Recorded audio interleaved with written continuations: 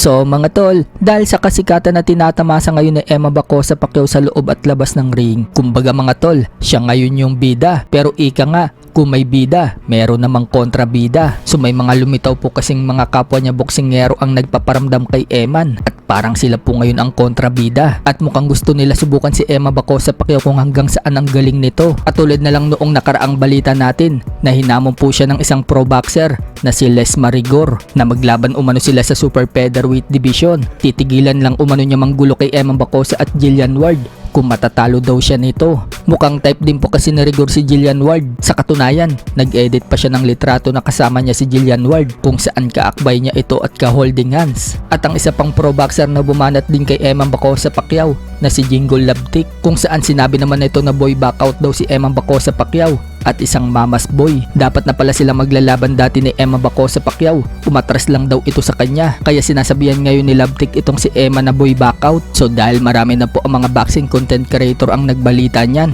muli na naman pong bumanat itong si Jingle Labtik kay Eman. Sa latest post niya, sinabi niyang iiyak na daw si Eman. Iyakin nga daw itong mamas boy. So hindi lang yan mga tol, dinamay na din ito ang stepfather ni Emma Bacosa Pacquiao. May shinare po kasi itong post. Makikita sa poster na habang nakasakay si Eman sa likod ng kanyang stepfather, umiiyak yung stepfather ni Eman. At sinabi diyan na takot daw yung dalawa sa kanya. So palaga na kaya ni Emma Bacosa Pacquiao itong si Jingle Labtik. Tiyak na marami po ang mga fans ni Emma Bacosa Pacquiao na aalma dito sa pinagsasabi ni Labtik. So ganyan talaga ang boxing mga tol.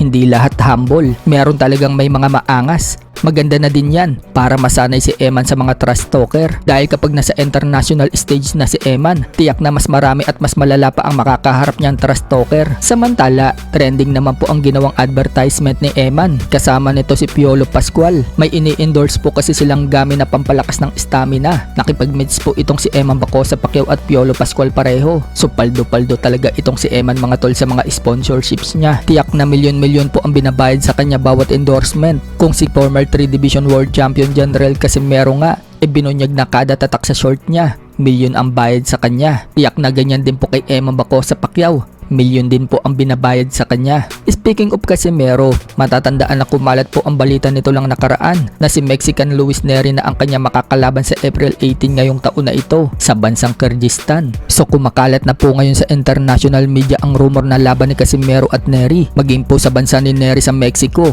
kumakalat na rin po ang balita na yan. So hindi pa nga po nag-a-announce ang promoter ni Casimero. Naunahan na agad sila ng mga media. Maging yung ibang lalaban sa card, nag-leak na din.